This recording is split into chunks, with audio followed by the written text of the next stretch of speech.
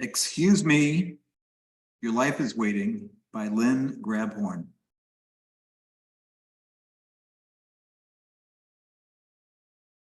How did we get into this mess, or is it just the so-called human condition? It all began uncountable eons ago when the first untrue declarations from those who desired power, who proclaimed that our lives revolved around and were the result of circumstances over which we had no control, including being dominated by others. Since that's what everybody's believed for untold eons, that's what we still believe to this day. And so, like our parents before us and theirs before them, all the way back, for God knows how many thousands of years, we have struggled, whacked, strained, worried, and died long before our time from all the too unnecessary demands of living. We believed it to be the human condition, part of the unfortunate affliction we have come to call reality. But the human condition is a myth.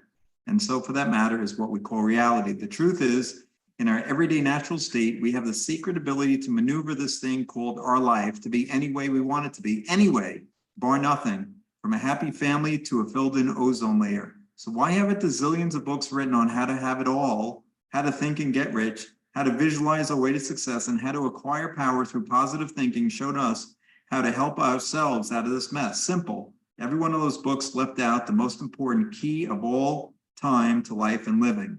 We create by feeling, not by thought. That's right. We get what we get by the way we feel, not by trying to slug things into place or control our minds.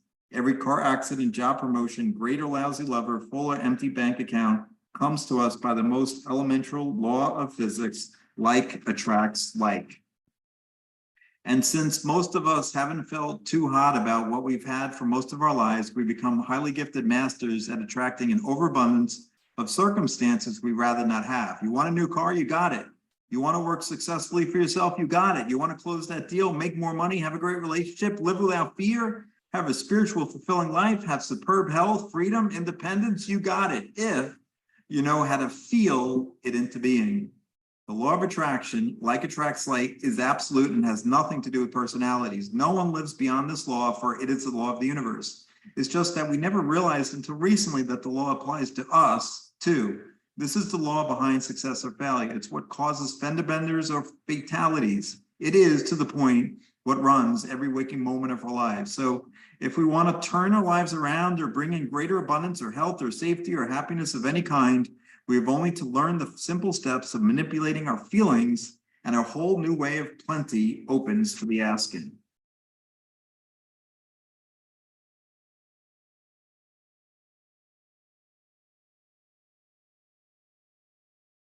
They found that the more emotion a thinker center charged his thoughts with, the clearer the picture turned out to be. These fellows were possibly the first to prove that there is magnetic energy attached to our thoughts, and that thought is repelled by our emotions. What they missed, though, is that because the vibrational waves, emotions, we send out are magnetically charged, we are literally walking magnets, constantly pulling back into our world anything that just happens to be playing on the same frequency or wavelength. For instance, when we're feeling up, filled with joy and gratitude, our emotions are sending out high frequency vibrations that will magnetize only good stuff back to us, meaning anything with the same high vibratory frequency that matches what we're sending out, like attracts like.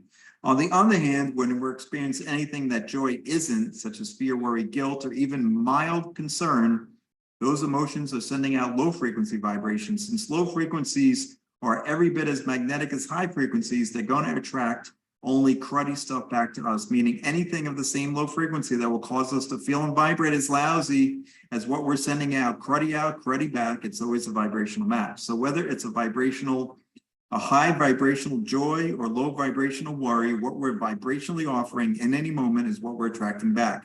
We are the imitators of the vibrations, therefore the magnet's the cause. Like it or not, we have created and are creating it all. We may be flesh and blood, but first and foremost, we are energy, magnetic energy at that, which makes us living, breathing magnets.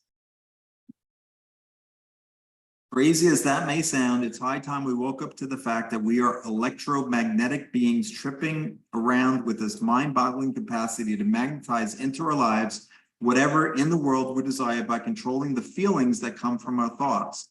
But because we exist on this planet in a predominantly low frequency field of energy born of over 6 billion people who are vibrating more feelings of stress and fearfulness than joy, we involuntarily take in those vibrations and react to them, which means that until we consciously learn to override the pervasive low frequencies in which we exist, we will keep recycling unpleasant outcomes into our lives day after tiresome day. Just like swimming in salt water, if we don't wash the residue off, sooner or later, it's going to make us mighty uncomfortable. There's just no way around it. The way we feel is the way we attract. And more often than not, those feelings come from our thoughts, setting up the instantaneous electromagnetic chain reactions that ultimately cause things to happen, to be created, to be withheld, to be destroyed. So once again, our feelings go out from us in electromagnetic waves. Whatever frequency goes out will automatically attract an identical frequency, thus causing things to happen good or bad by finding their matching vibrations. Happy, high vibrations attract happy, high vibrational circumstances. Yucky, low vibrations attract yucky, low vibrational circumstances. In both cases, what comes back causes us to feel just as high or low as what we had been transmitting, feeling, because it's an exact vibrational match to what we sent out. It's the same principle as a tuning fork. Ding a tuning fork in a room filled with all different kinds of tuning forks, calibrated to various pitches, and only the ones calibrated to the same frequency as the one you just dinged will ding too, even if they're way across the Astrodome. Like forces attract. It's a classic rule of physics. Here are the 4 steps to deliberate creation. The 4 steps that are guaranteed, that's right, guaranteed to bring into your life whatever it is, your passion, and much more. They are guaranteed because they are universal law, the basic principles from which all creation is sprung. Now they are yours if you want them. Step 1, identify what you don't want.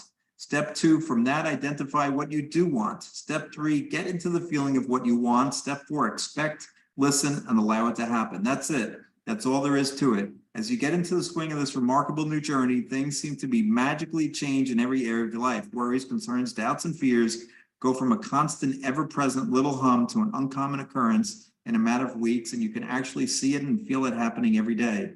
Your health turns around, your bank account fills up, your relationships do whatever you like them to do. Sales close, promotions happen, life becomes a daily joy. It's real. You can see it working, and then you generally know the only one at the helm of your ship is you.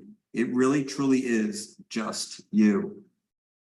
Feelings, those things we're all so terrified of, if they happen to be negative, are nothing more than electromagnetic charges of energy that go zipping through our body, set off by our thoughts. The only reason we go to such lengths to avoid them is that some of those negative emotions don't feel so hot.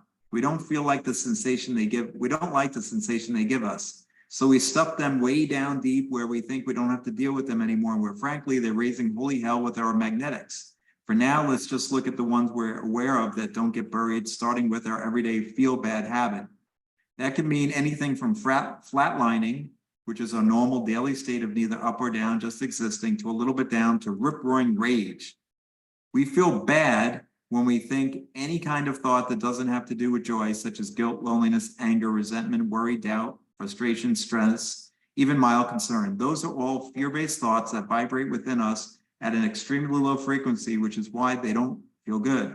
They are totally contrary to our high frequency natural state. On the other hand, we feel good when we think thoughts that have to do with joy, such as appreciation, delight, pleasure, exhilaration, enthusiasm, resonance, awe, gratitude, love, all those warm fuzzies we relish when they happen. The reason those thoughts feel so good to us is because they vibrate at a high frequency, which most definitely is our natural state. No one can swallow cut up glass and expect to feel good. Yet that's what we do all day with our somber thoughts and feelings. We literally bathe ourselves in an unconscious negative energy. A somewhat extreme but amusing example of keeping track of our feelings came from a gal who was a session singer. I don't remember her name, only that she looked as if she'd been around the block more than a few times. We were recording a group of songs a friend of mine had written for an elementary educational program my company was producing. I'd never done any studio work recording before, so everything that was going on was new and exciting. I was having a ball. Our arranger had suggested we get session singers for this one song. Since I didn't have a clue what he was talking about, he explained that they were a small group of singers who could create background harmony in a style that would fit most any song, giving a fuller, more professional sound to the piece. Amazing. How could a group of people who didn't know the music, who had no idea what the program was about, create a song amongst themselves that would mesh with the theme and music? Oh, well, I guess I'd find out. When the troop of three arrived, I was doubtful. They were too quick. They each looked at the music individually, chatted a bit, and we're ready anytime you are. Huh? How could that be? No practice, no chatting with the arranger, no asking me. Session singers were behind her with the oh mic, presenting this sort of nonchalant confidence. After our soloist did her first bit, one of the session singers jumped right in to take over the next verse. We were all startled, but my God, it sounded terrific. Then the three of them were humming, then eyeing, then oohing, then sudden singing the words in harmony right behind the soloist.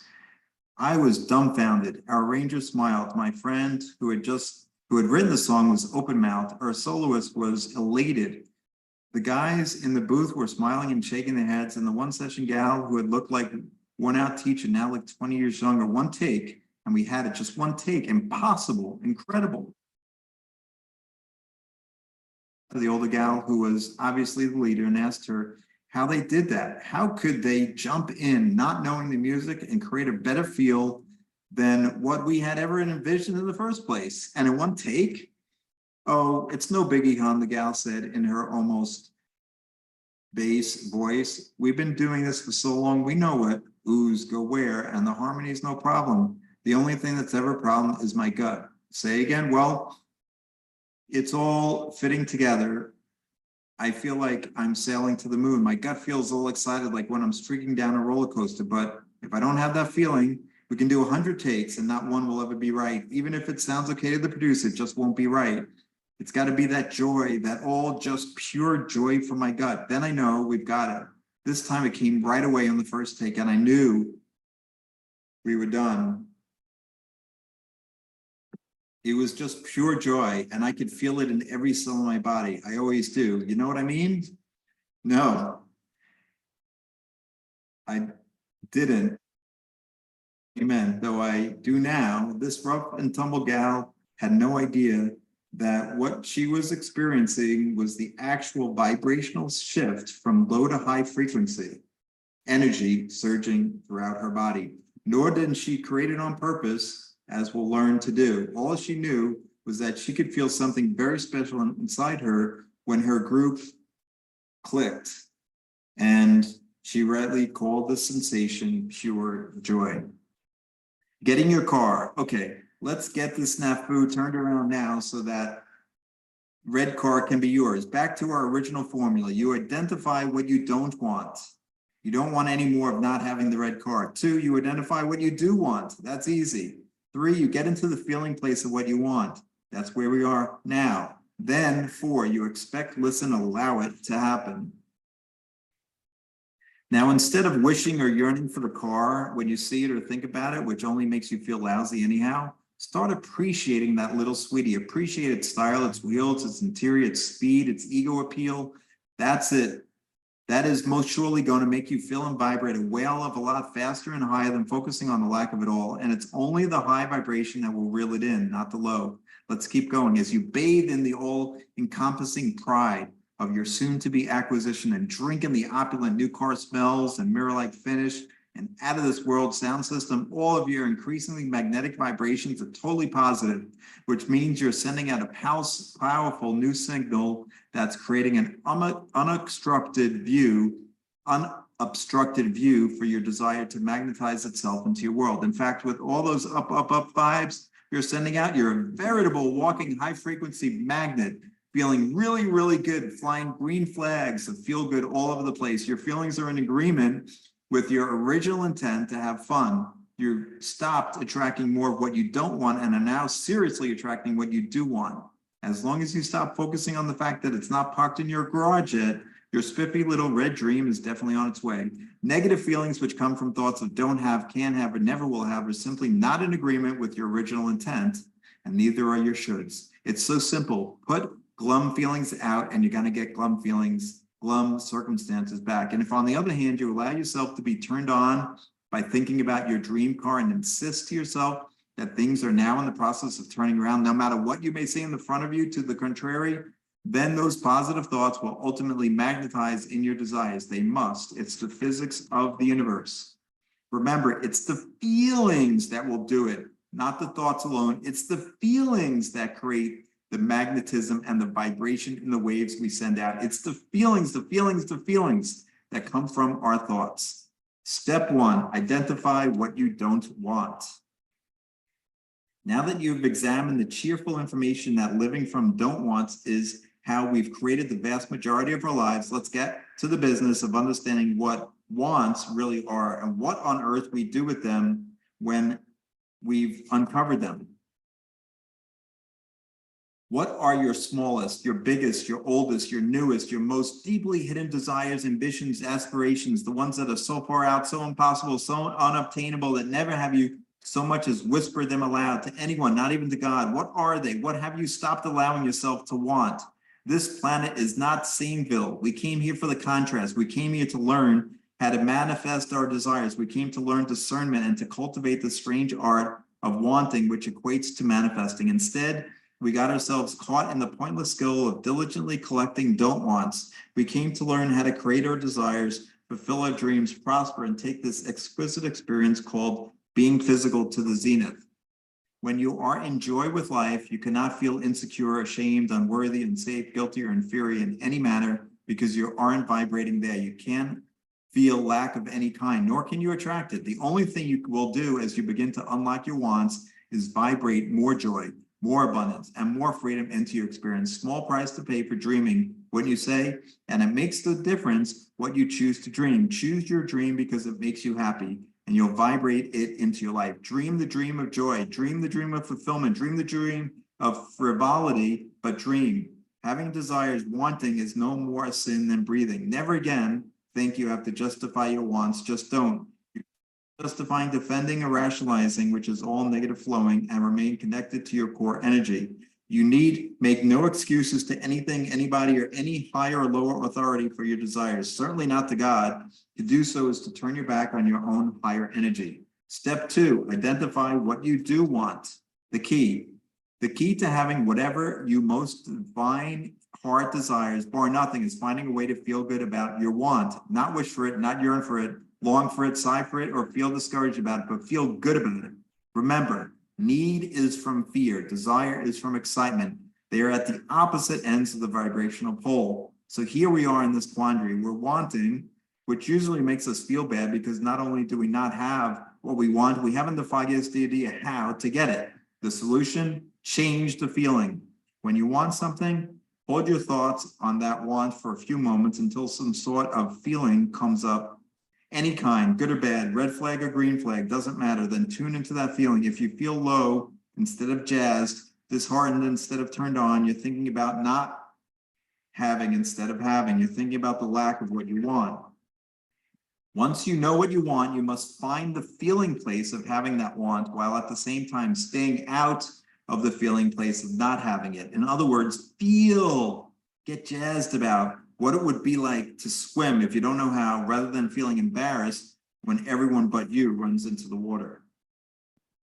Feel yourself in your new job rather than constantly grabbing about and feeling trapped in the one you have now.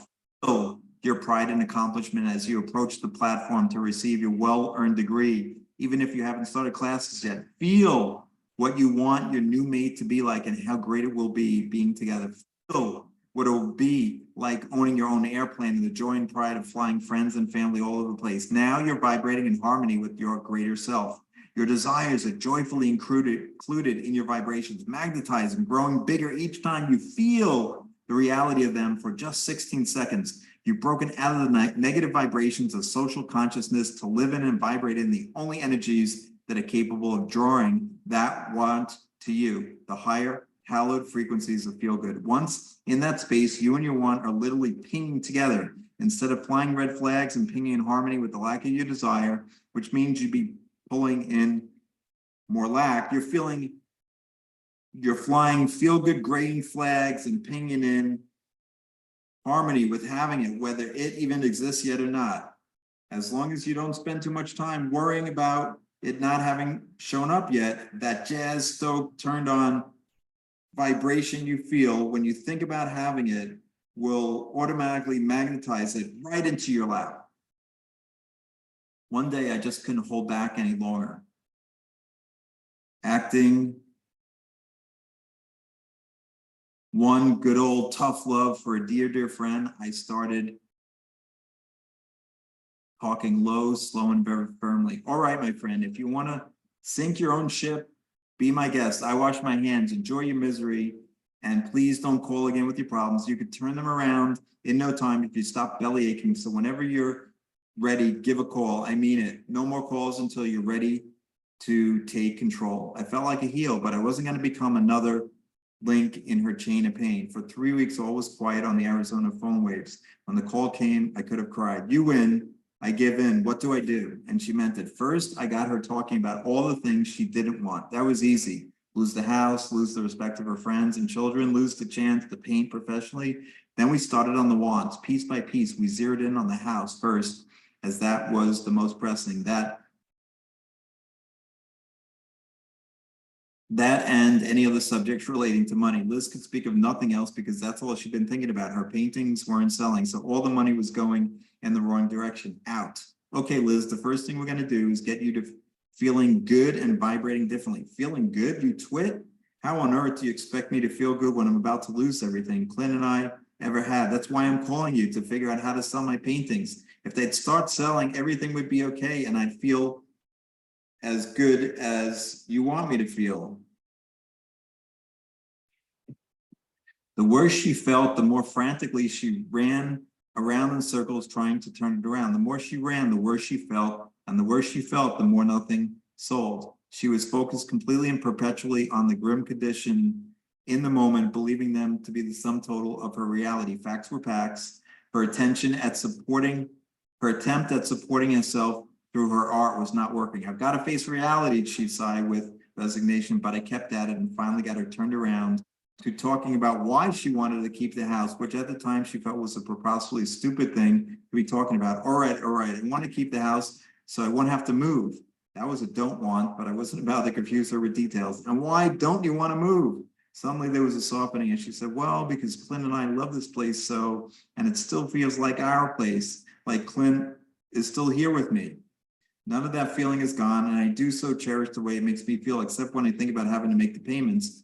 Bit by bit, we worked more into her love of their home until I heard such a sweet joy coming through. She was feeling good and then some. Her valve was wide open. Liz, stop right this moment. I want you to feel what you're saying. What do you mean?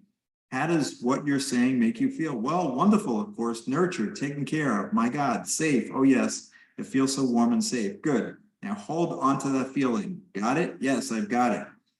Great, good. Feels good, doesn't it? Sure it does. It feels great.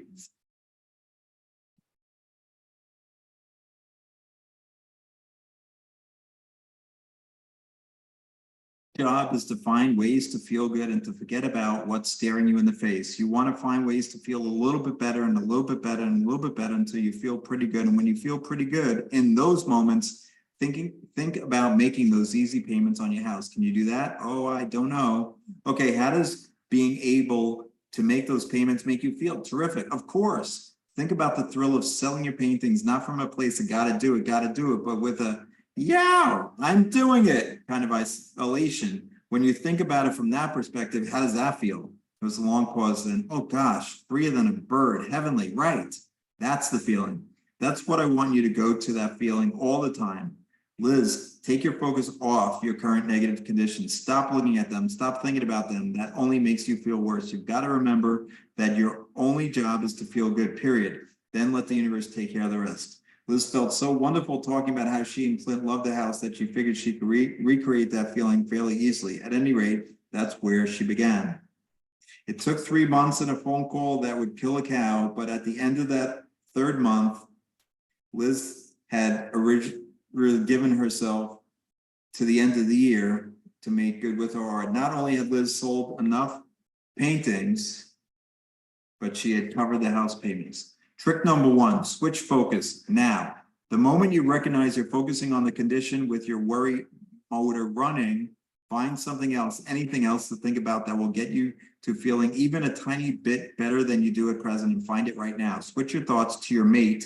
If you got a great relationship, your home, a song, your doggy, your new sweatshirt, a chocolate sundae, making love, your upcoming vacation, your last vacation, a special restaurant, your youngsters asleep, anything.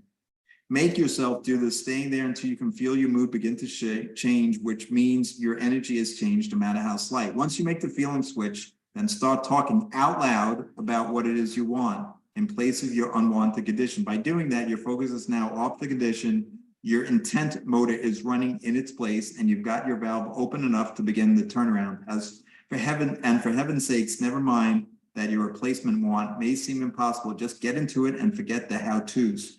If you can't get into your want/intent feeling mode, never mind. Just stay in the feeling of some pleasant new focus for as long as you can.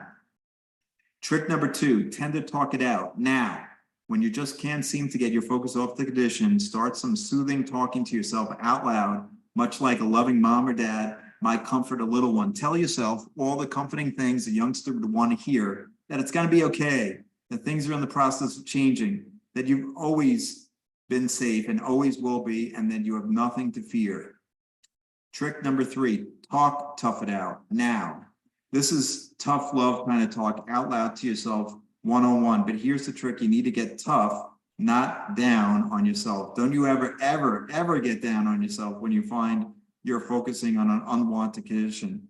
What you're after here is stern, horse sense reasoning, where you firmly point out to yourself what will transpire if you continue to focus on and stew over the condition. Then you tell yourself, quite matter-of-factly, what will happen when you remove your focus and change your vibration. Now, look, Charlie, you got yourself into this mess and you got to find a way to get yourself out. But if you're going to stay in this mood and stew about it all day long, you know the situation is going to get worse. So get off your pity pot and find some dumb thing to feel good about. Hell yes, I know you don't feel like feeling good right now, but trick number 4, do something fun. Now, get physical, go for a walk, polish your car, brush your cat, buy a new suit, bake a cake, play poker, trim your flowers, go to a movie, whatever turns you on that will take your stuck focus off the condition and soften your resistance to flowing that higher energy. Once you feel the shift happen, start talking out loud, gently at first, about what you want in place of the unwanted condition. With any of these tricks, keep in mind that old expression, fake it till you make it. You switch focus, you talk warmly, you talk tough, you go for fun, you pretend, but the point is you do it the moment you realize your attention is on the unwanted condition, and you still stay there until you feel your feelings flip over. They will. Habits of a lifetime and eons of inherited genes die hard. Just do your best to remember that whatever you're currently living is only the result of past energy flow. Then take a quiet step back from the immediacy of the situation, catch a glimpse of that broader view. Remember that needing something to change will always flow negative energy and hold it to you. Finding a way to become excited about what it will be changing into will flow positive energy and get the desired revision started. Stop being uptight over anything. Instead, tell yourself in all gentleness that however unpleasant the conditions may seem to you now, they are not going to control you, and that yes, you absolutely can find a way to open your valve in spite of what's happening, and you will. Then your answers will come, opportunities will come, and you'll soon find more ways to alter your situation than you can imagine. So bless the rotten conditions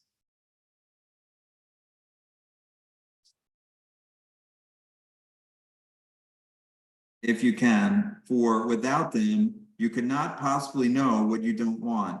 Cast your gaze to what can be rather than what is, and dive into all the wonderful feelings. Buzzing on command. The art of feeling good is not exactly something at which we are highly accomplished. So the goal is to learn how to do it on the spot. Sometimes that switching will take a little or a lot of prodding. Other times you'll find that you can switch over into the blink of an eye. The point is to do it, to switch from down to any notch up from there. How? Let's go back into our special bag of tricks. There are 3 basic ways to start feeling good, and we've already talked about 2 of them. One is to look for or think about anything that gives you pleasure. The second is to talk yourself until you bring about a change of vibration. The third, which we'll explore now, is called buzzing, which gives you a right now change to vibration. Buzzing is one of the easiest and fastest ways to raise your vibration. Naturally, different occasions call for different techniques. Sometimes one approach will do the trick. Sometimes 2 or 3 methods are required to drag us out of our addiction to negative emotion. Buzzing is just one way, but it's a technique I found to be such pure dynamite. I use it almost every day in my life, if only for a moment or two. One of the reasons learning to buzz is so easy is that there's a jump start you can use to get it going. What you're reaching for here is a feeling that emanates from the very depths of your being. Once that's activated, a sensation you can achieve in less than a second, your whole body has switched gears to vibrate on a much higher frequency. Your valve is wide open. The creative life force you were attached to by only a thread, just to keep you functioning, is now flooding through you. You're in absolute alignment with your inner being, expanded self, and you can feel the sensation right smack in the pit of your stomach. That's what makes buzzing so much fun.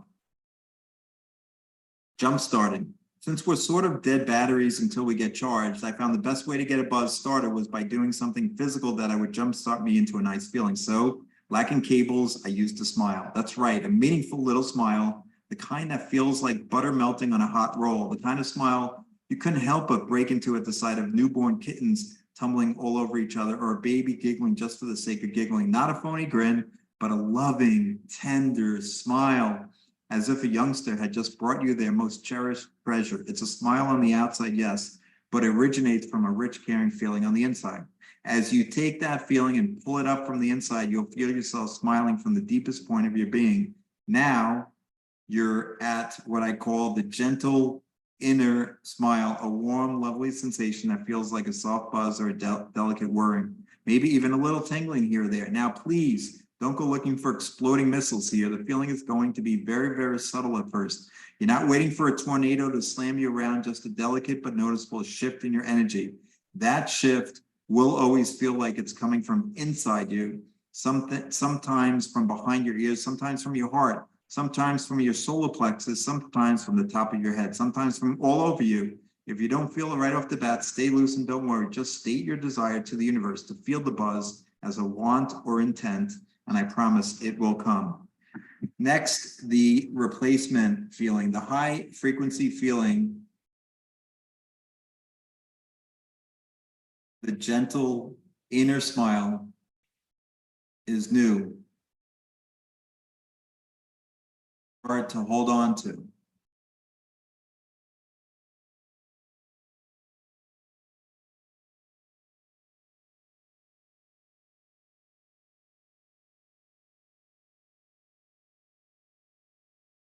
Turned on mode. Now you're up, you're on, your high frequencies are no longer attracting the negative vibes of others. You're fueled with the pure positive energy, well-being, vibrating in harmony with your expanded self, flowing positive energy out and pulling positive events in while being wrapped in unsurpassed safety and security.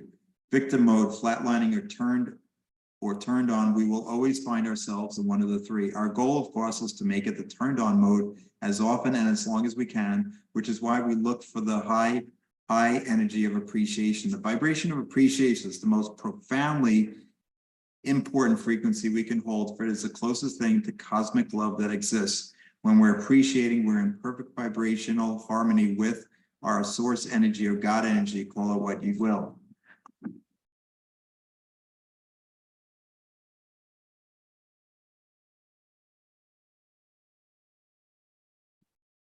The final step.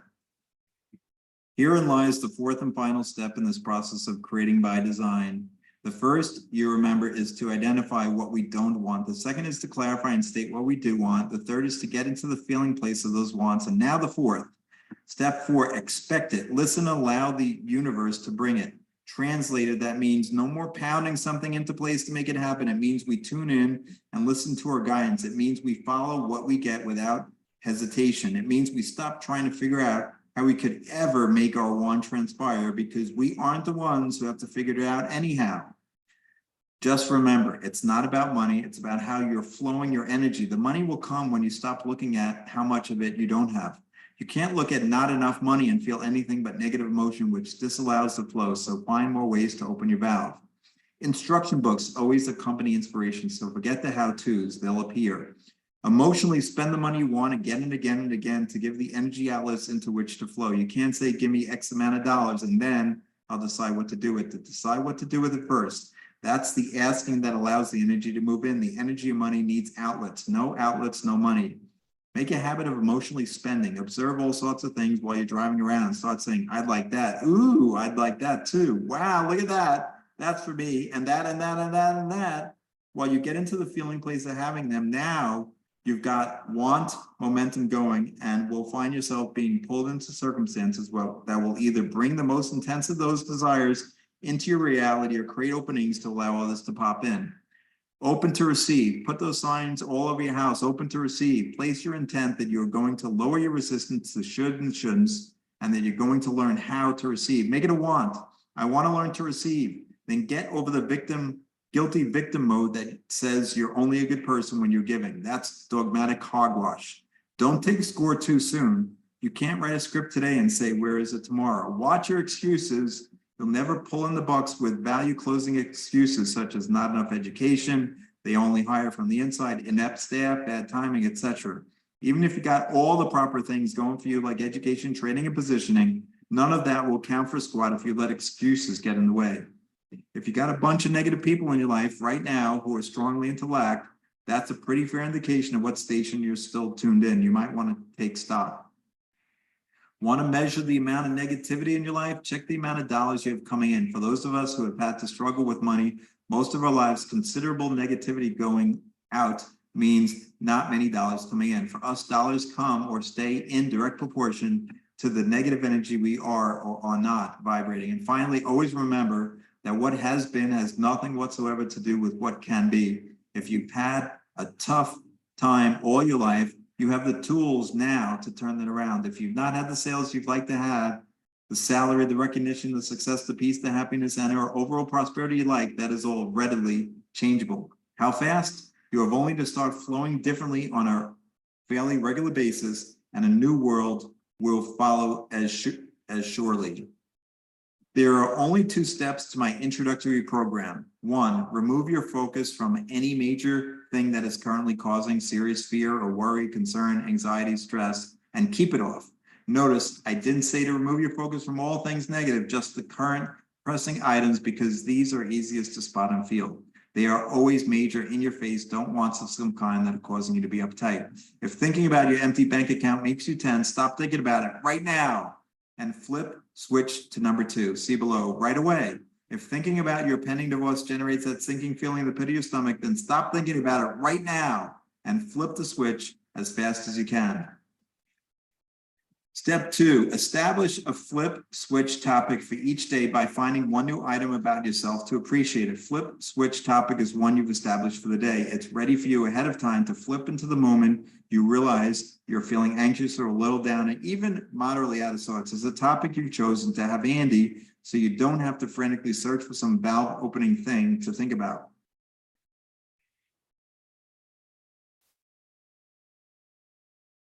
Position in life may be, most of us hold such great distaste of acknowledging our own attributes or talents that the thought of having to dig up a new one each day for 30 days can be really irksome. Happily, it's that very distaste which makes this exercise so valuable. For the process of digging up a new subject each day, along with the considerable effort it takes to stay focused on the thing, gets us so involved while we're stewing about it, we ultimately forget about the exterior worries. So what's to appreciate? Well, how about your hair, or your clean nails, or your singing voice, your expertise with figures, or a love of birds, or a great body, or leadership capabilities, or acting talent, or strong hands, or finesse in parenting, or proficiency in skiing, or position in the company, or sales abilities? If you think you can't find 30 things to appreciate about yourself, find them anyway.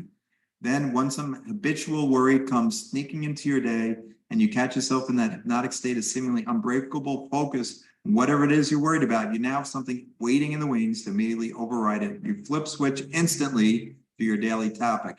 Now, this is important. Stay with whatever topic of appreciation you've chosen for that day, no matter how absurd it might seem. In other words, don't bounce around with your daily subject of self-appreciation just because it makes you feel silly or you think you might like something better. With the ever-present help of your guidance, you choose it for some reason, so that subject is yours for 24 hours. Keep it.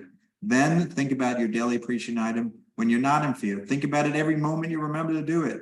That kind of concentrated, high vibration focus will do more to break up your habitual worry vibration faster than you can imagine. So here are some quickies, a fast rehash of the most salient points to bear in mind as you move into this exhilarating new world of deliberate creation. First, the main steps. Step 1, identify what you don't want. Step 2, identify what you do want. Step 3, find the feeling place you want. Step 4, expect, listen, and allow the universe to deliver. And step 4A, keep your blooming focus off those blanketed land conditions. The major don'ts. Don't take score too soon. If you wants haven't started to appear yet, relax and keep your valve open. Stop trying to fix anybody else. That's valve closing stuff. You don't have to fix anything. You just have to stop thinking about it.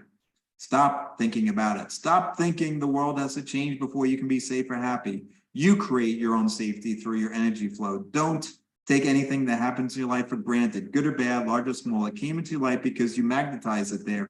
So pay attention to what you're creating. Stop focusing on responding to or worrying about how to control conditions that haven't changed yet. That's only getting you more of the same. Don't try to label how you feel when you're down. Stop calling it guilt or frustration or whatever. Just know you are out of sync and find a way to get back in.